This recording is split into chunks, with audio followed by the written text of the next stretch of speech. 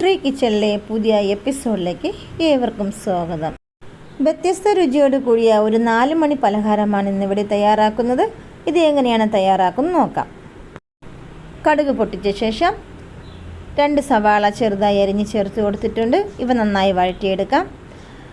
ഇവ വഴറ്റി വരുമ്പോഴേക്കും ഇതിലേക്ക് ഇഞ്ചി വെളുത്തുള്ളി പേസ്റ്റ് ചേർത്ത് കൊടുക്കുന്നുണ്ട്. ഇവയും കൂടി നന്നായി വഴറ്റിയെടുക്കാം.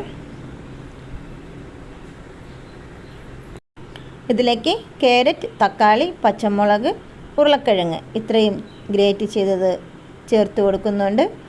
ഇവയും കൂടി ചേർത്ത് നന്നായി മിക്സ് ചെയ്ത് വേവിച്ചെടുക്കാം. ഇതിലേക്ക് 1/4 ടീസ്പൂൺ മഞ്ഞൾപ്പൊടി, 1/4 ടീസ്പൂൺ ഉപ്പും കൂടി ചേർത്ത് ഒന്നുകൂടി മിക്സ് ചെയ്തെടുക്കാം. ഇതിലേക്ക് ആവശ്യമായ പൊടികൾ ചേർത്ത് കൊടുക്കാം.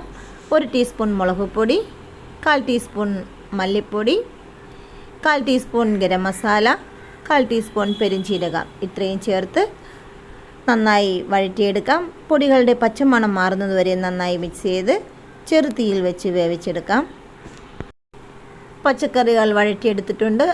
ഇതിലേക്ക് ഗോതമ്പ് മാവാണ് ചേർത്ത് കൊടുക്കുന്നത്. 2 കപ്പ് ഗോതമ്പ് മാവും 1/2 കപ്പ് അരിപ്പൊടിയും കൂടി ചേർത്ത് നന്നായി മിക്സ് ചെയ്തെടുക്കാം.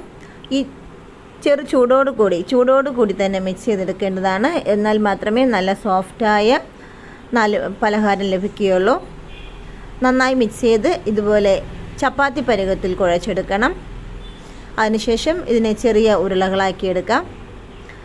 ഉരുളകളാക്കിയെടുത്ത ശേഷം ഇഷ്ടമുള്ള ഷേപ്പിലേക്ക് മാറ്റി ഇതിനെ എണ്ണയിലിട്ട് വേവിച്ചെടുക്കാവുന്നതാണ്. ഞാനിതാ ഇതുപോലത്തെ ഷേപ്പിലാണ്, റൗണ്ട് ഷേപ്പിലാണ് എടുത്തിട്ടുള്ളത്.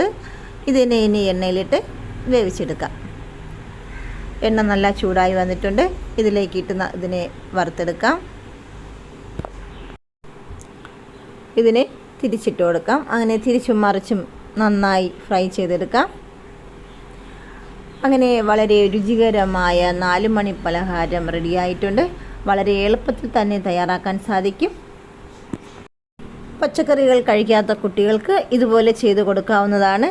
ഈ വീഡിയോ ഇഷ്ടമായാൽ ലൈക്ക് ചെയ്യുക, ഷെയർ ചെയ്യുക. ഈ ചാനൽ ഇതുവരെയും സബ്സ്ക്രൈബ് ചെയ്യാത്തിട്ടുണ്ടെങ്കിൽ സബ്സ്ക്രൈബ് ചെയ്ത് സപ്പോർട്ട് ചെയ്യുക.